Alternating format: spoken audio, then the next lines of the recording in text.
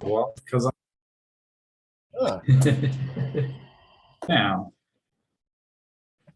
Okay, so after much ado and fun and technical concerns and issues, and we apologize for anybody who tried to get in on the other platform we were trying to test out this evening, which failed miserably. Thank you very much. We are now live and ready to go. So welcome to another edition of Think with a Drink. This is the weekly webinar series brought to you by the Aries Foundation for Financial Education.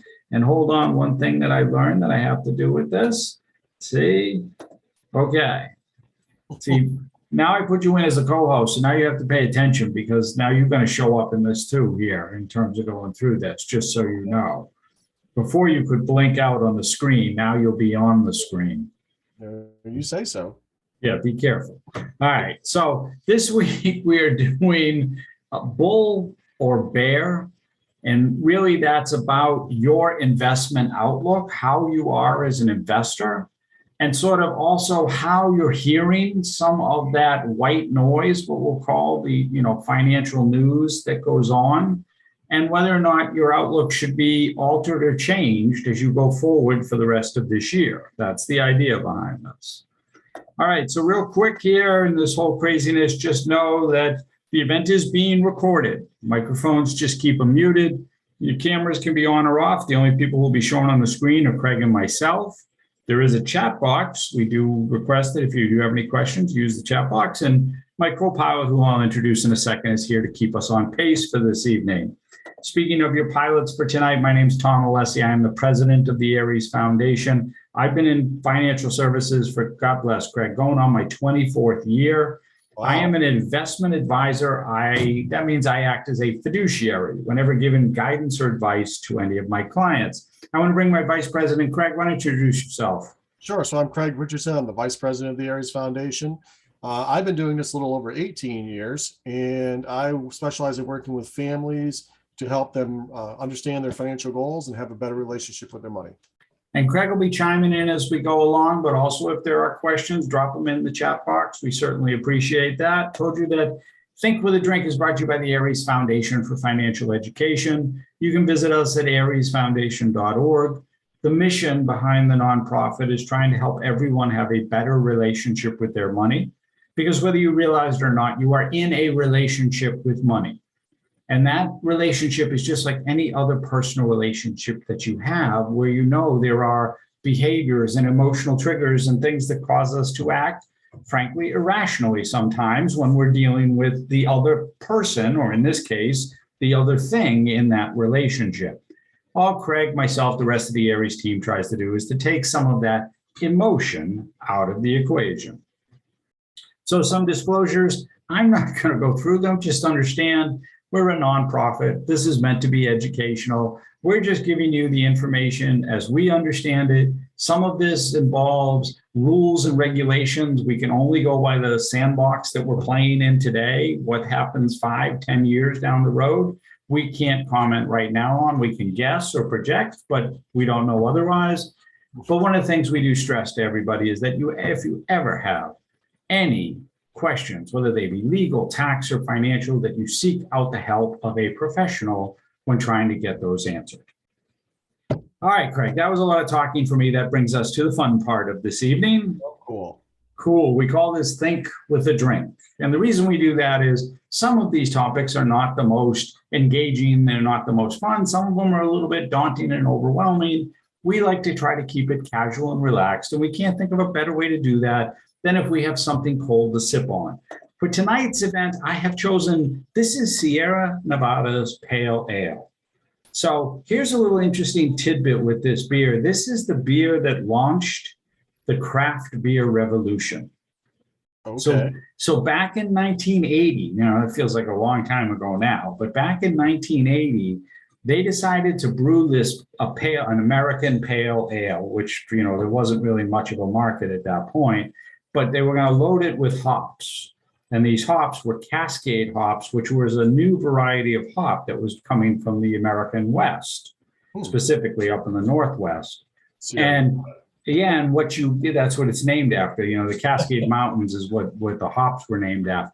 after. But what you launched was this whole idea of, hey, wait, if I throw more hops into stuff, I'm going to get this burst of flavor and aroma and all this great things. And the beer industry pretty much took off, and no longer dominated by the ugly brown bottle people from Bud. Well, that's good to know. Well, just so you know, I was going to ask you, what do you drink? I found my Jack's Abbey Sunny Ridge Oh, there you go. Nice. buried in my refrigerator. See? Yeah, no. Citrusy, you'll like that. That's very good. Well, it's a Pilsner. Yes. Skol. Oh,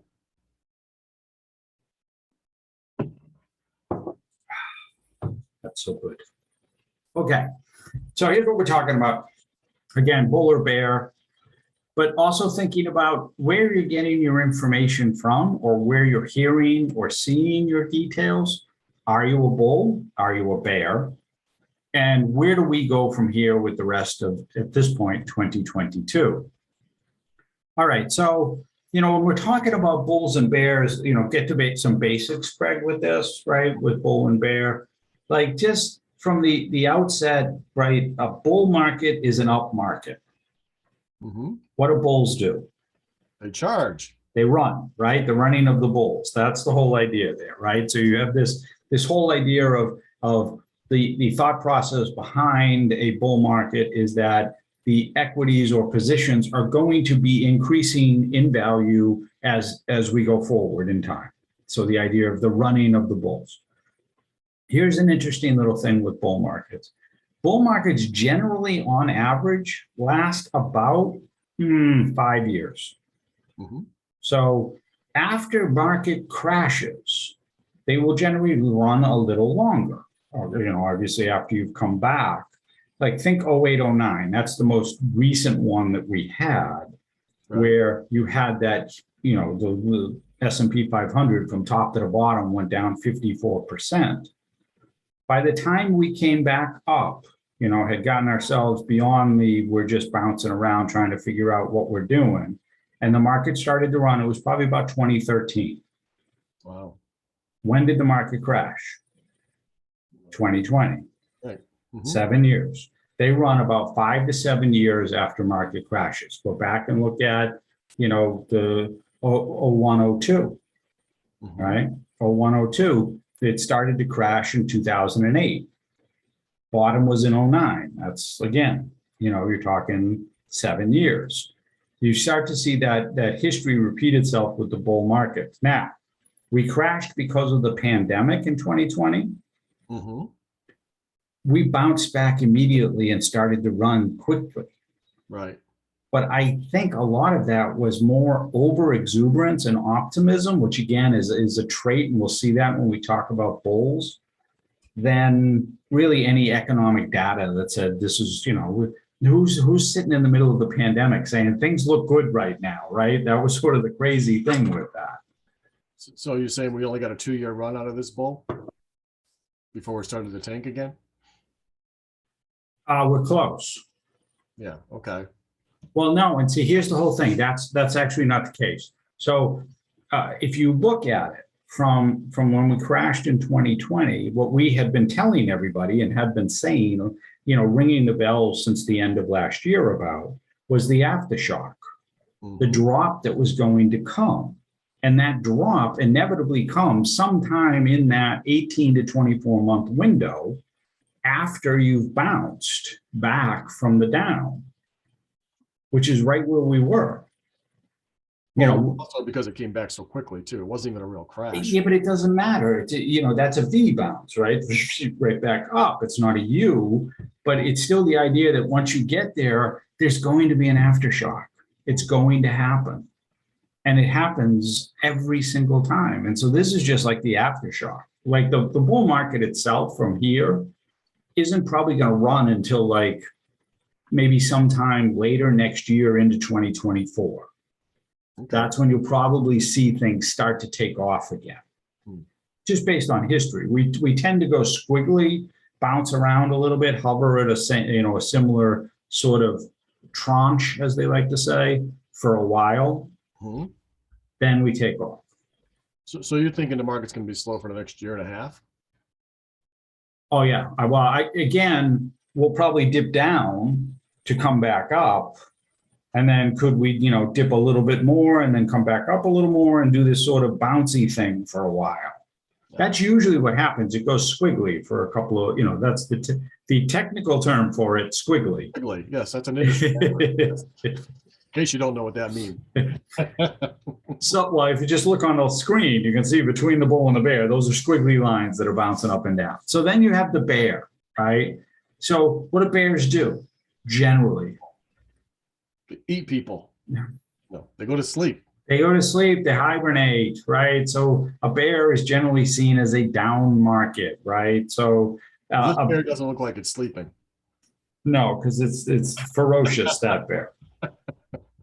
The bear itself, right? A bear market is referring to a drop from the high mark of more than 20%. So in January of this year, in 2022, we hit the high water mark in the S&P 500 about 4,700. Right, we're trading today somewhere around 4,000. I didn't see the close because I was out on the road, so I don't know what we closed at, but I know we were treading somewhere around 4,000. Okay. 38.15, 38.16 off the 4,700 is down 20%. So if you do it out, you're probably down about 17% about right now. Wow.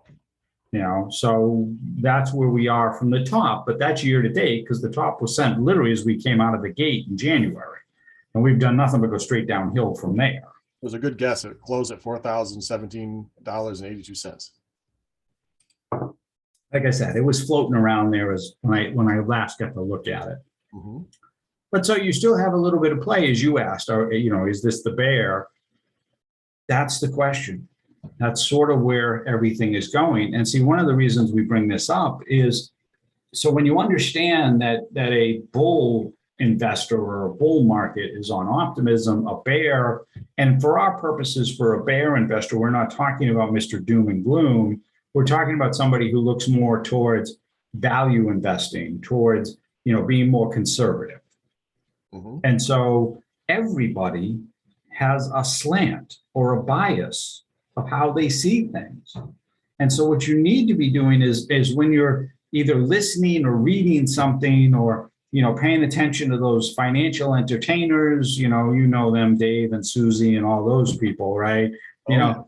That they've got a slant. Everybody does. Mm-hmm. And so the question is, the information that you're receiving, the person who's giving it to you, is their, emphasis more on growth? Are they a bull?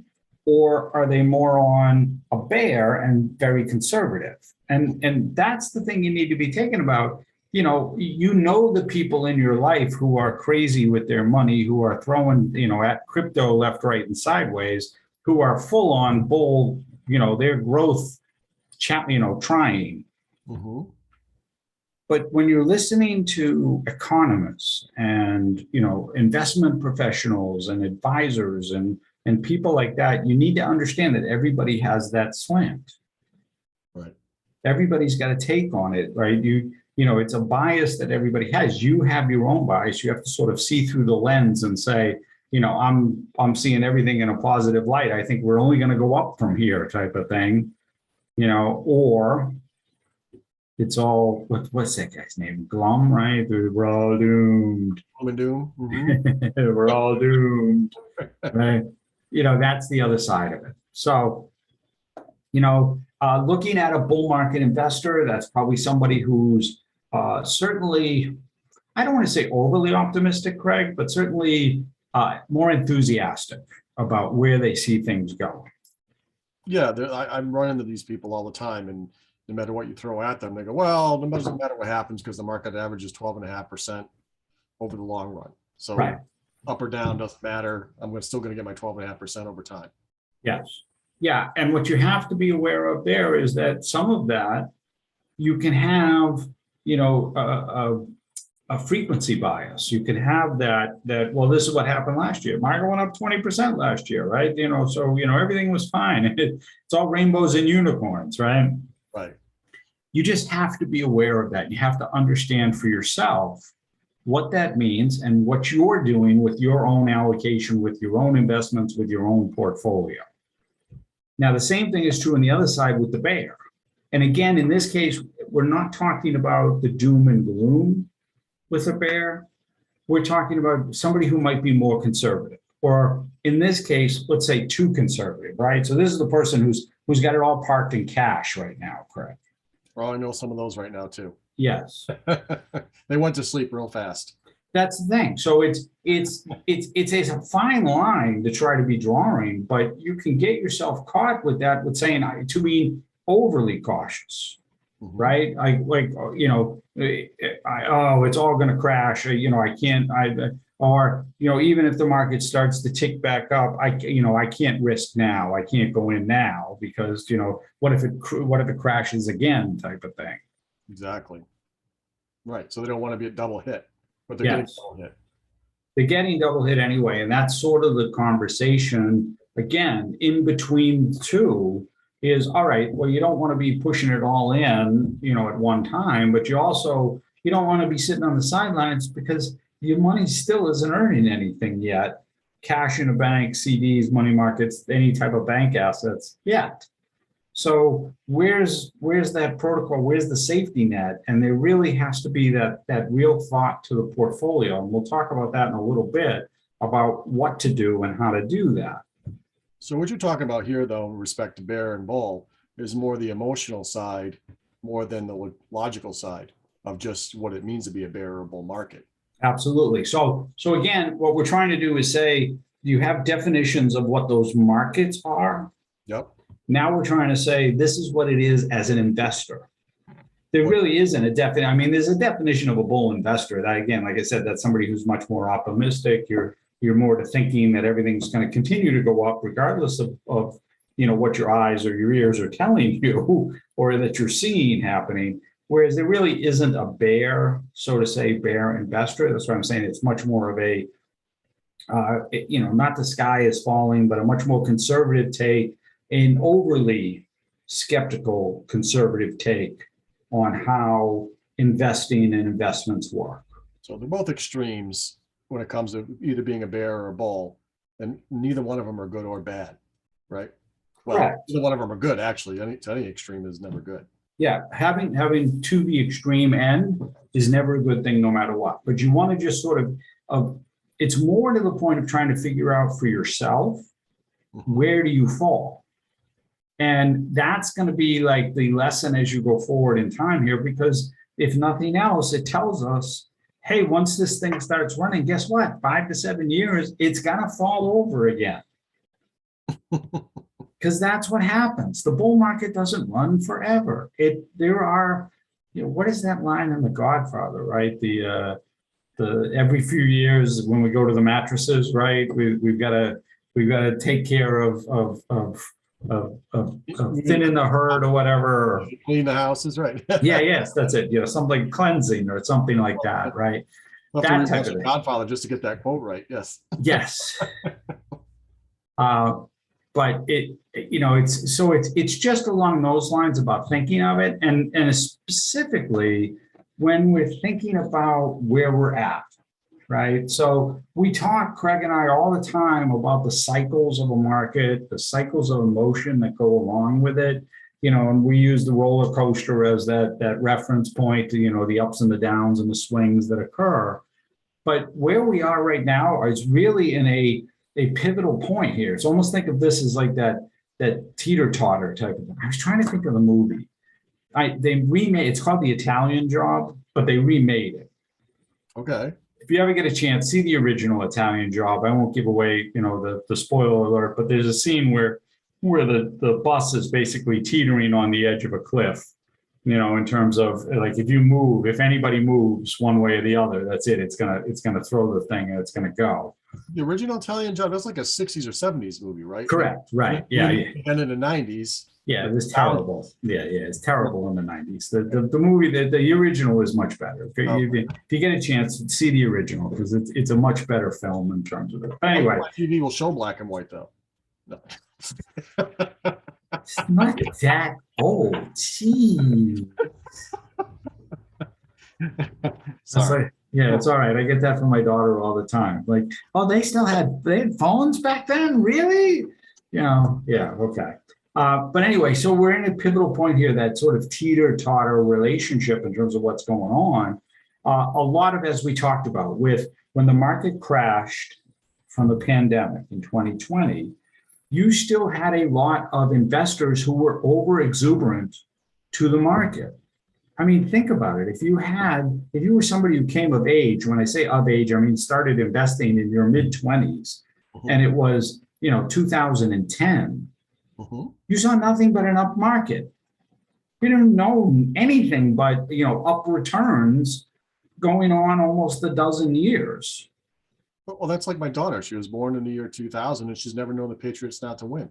Yeah, Of course we win. We win every year. we win every year. Absolutely. Same idea, right? So you would have, a whole slew of investors in their 20s and 30s who just feel like, well, it's going to go up, right? It's going to keep going up. So I'm going to keep throwing money at it. I'm going to keep buying stuff and, overpricing all the holdings in the equity market and everything that was going on. And but just kept doing it. Like there was nothing that was economically telling you that during the pandemic, things were okay, but the market bounced right back. Now we're at a point where, okay, they've felt pain now a second time. And now it starts to be a lesson to say, well, wait a minute, I don't like this thing. I don't like this pain that comes. What is that about? And you have still all of these things we've talked about before, right? Where interest rates and inflation and supply chain issues and labor shortage and all this stuff that's sort of weighing on where the markets are going to go for the rest of 2022. Don't you still have the same problem that's been going on for the last 5 to 7 years, which is where else you're going to put your money? Because interest rates, while they're starting to creep, still aren't getting a great return in, say, a CD or savings account or anything like that. So where else would you put it? Well, but that's the whole thing is That's it's jumping back in, right?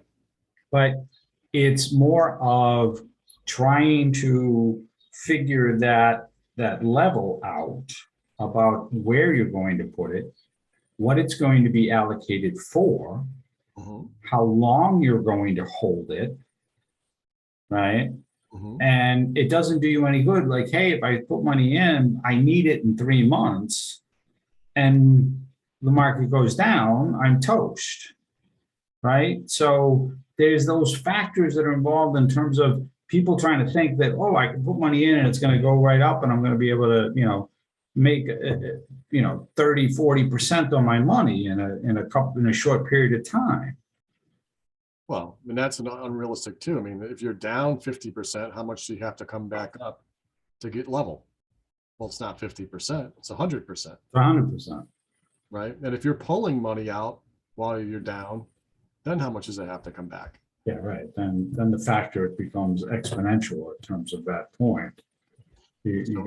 So a lot of this is, yeah, right. If you let the market run straight and you don't have to have any effect on pulling money out, and you can keep putting money in, well, then yeah, you can play out all those those bull scenarios. But if for some reason you got to use that money for some kind of income or a liquidity issue while that run down is happening, well, then it's a whole different scenario. Right. And so one of the ways that we talk about doing that is with asset allocation. And this is what Craig is talking about where do you put your money, right? Where can you put it, right? So the idea is to be looking at, maybe not so much, hey, I'm going to put, what's that old eggs and all my eggs in one basket, right? So, while we do make fun of cryptocurrency and all of the fanfare and stardom that has been, certainly pushing it and getting paid to advertise it, it's okay to use it, but I wouldn't suggest having more than say 5 or 10% of your overall total portfolio allocated to it, because it's in fact, they're actually going to reclassify it as a commodity. Are they really? Yeah, that's my understanding. The SEC is looking to classify cryptocurrency as a commodity. I just saw that this week.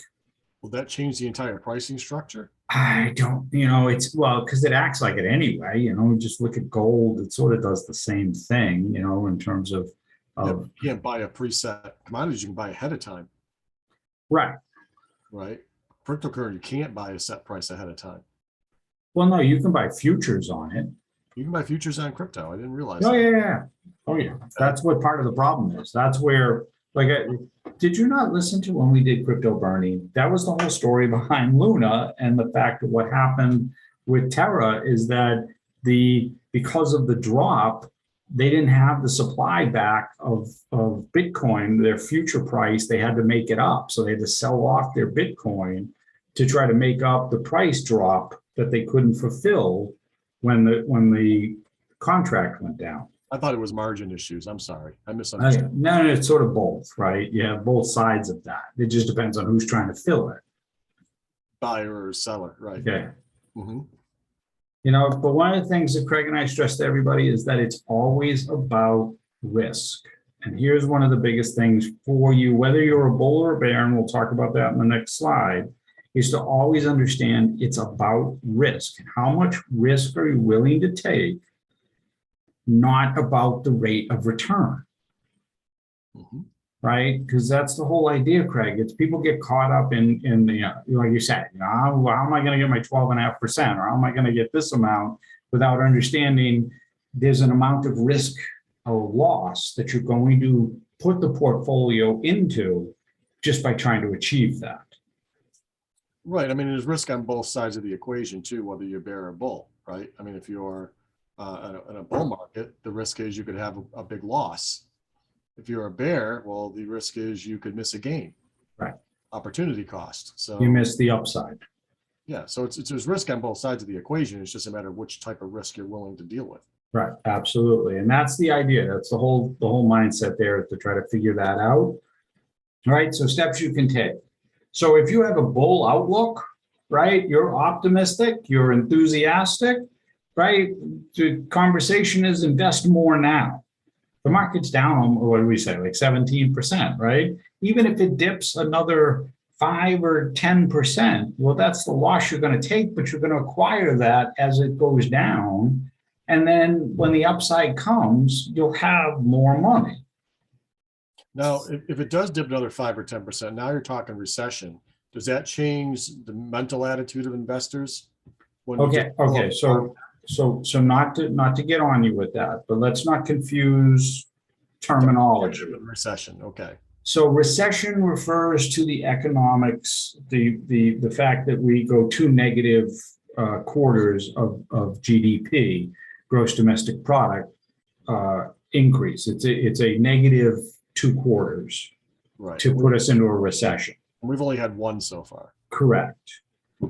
Now, if it does, yes, then we are in recession. We're in a bear market. They sort of go hand in hand usually. That's why Craig said it, is because generally when things are down like that, it sort of leads and goes that way. But you should be looking at, say, a longer time horizon, like we just talked about. Trying to be optimistic and enthusiastic is okay, but don't expect it in the short term here, because there's a lot of factors out there that are going to, cause some headwinds, cause some downside risk, beyond just economics. You can run into panic sell, right? So if we do start to drop, you're going to get people who are going to sell out just because their fear is that most recent downturn, 08, 09, is still prevalent in the brain and says, it could go farther. I'm getting out now. Wow. The other from the bull side is to rebalance often. Rebalance just means whatever mix allocation strategy you picked, just go back in and keep redoing it on an ongoing basis, maybe monthly, like sort of give up the whole up or down, say 5% rule type of thing. But because you'll limit the losses if they happen to occur, if you stick to whatever mix you have.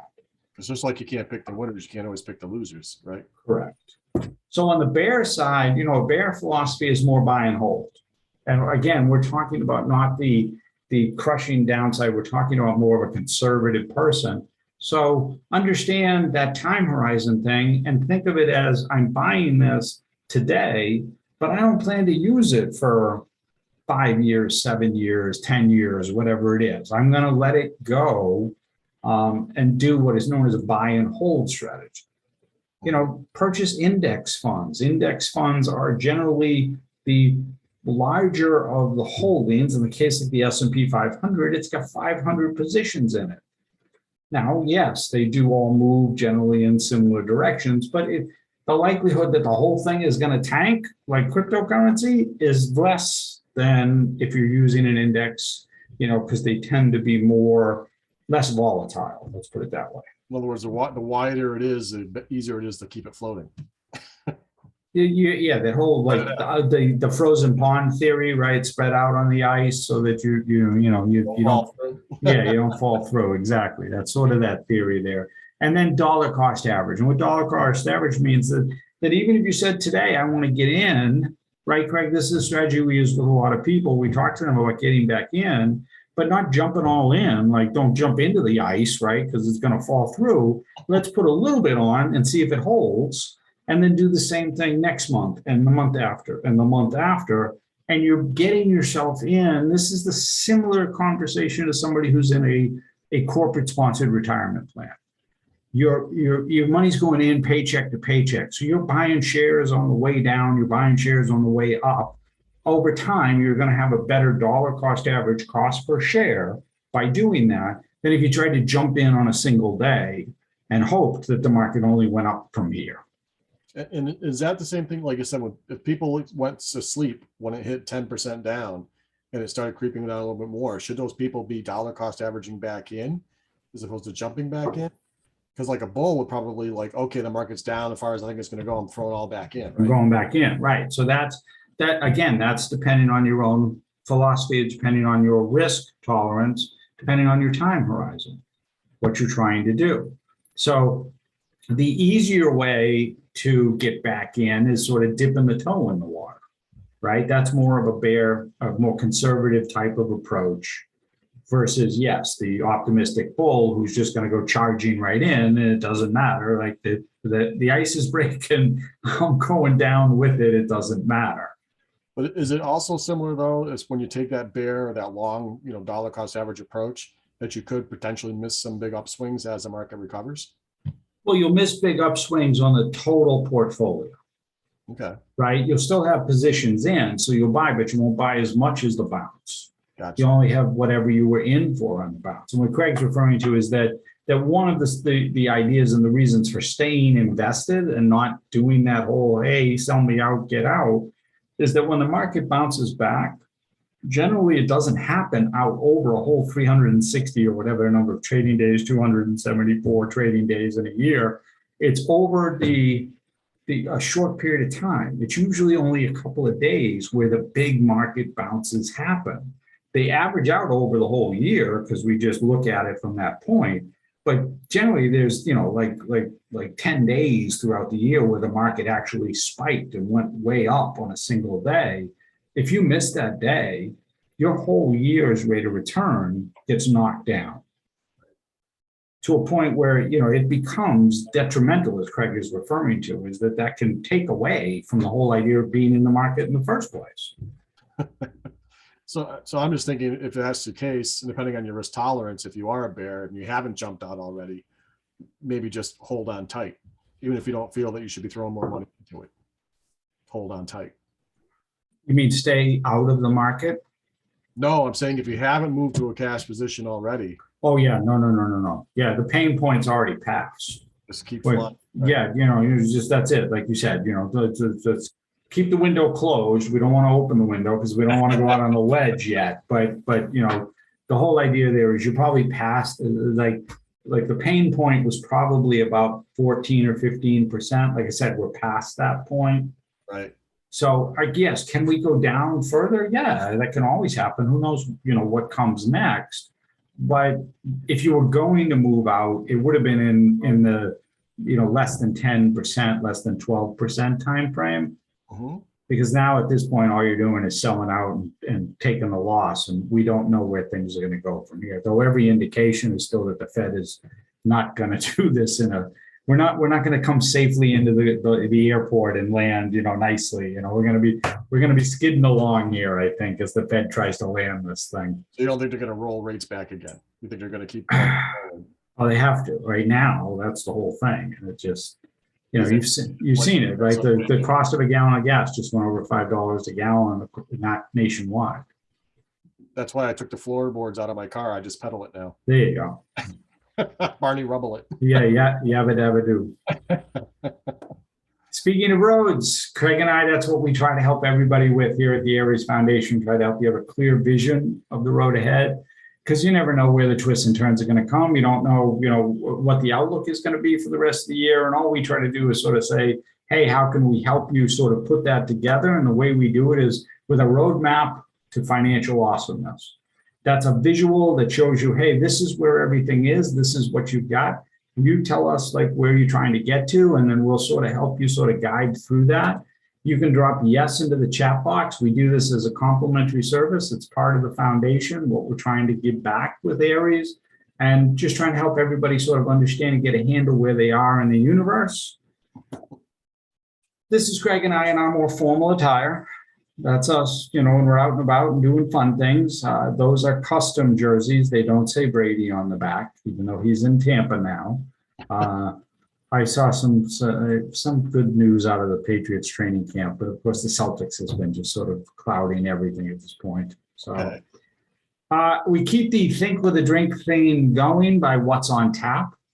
So next week is budgeting for life after graduation. It's graduation time, whether that's for seniors in high school, seniors in college, trying to figure out how you're going to do what you're going to do, especially if mom and dad are no longer around or lending you any more support. You mean if the bank is closed? Is that what you're saying? Yes, the Bank of Craig. Is the Bank of Craig closed? And then on the 23rd, it's something we're calling the summer spend, which is getting out and enjoying the sunshine and having fun, but we know prices have skyrocketed. We talked about that. How can you still do it and continue to save and be within, your own spending limits type of thing? So that's what we're going to do on the 23rd. Craig, any questions for us in the chat box? I have no questions in the chat box at this time. If you ever do have any questions, you can reach out to us. It's www.ariesfoundation.org. Or you can shoot us an email. It's info@ariesfoundation.org. And on that note, I'm going to say thanks and have a great evening.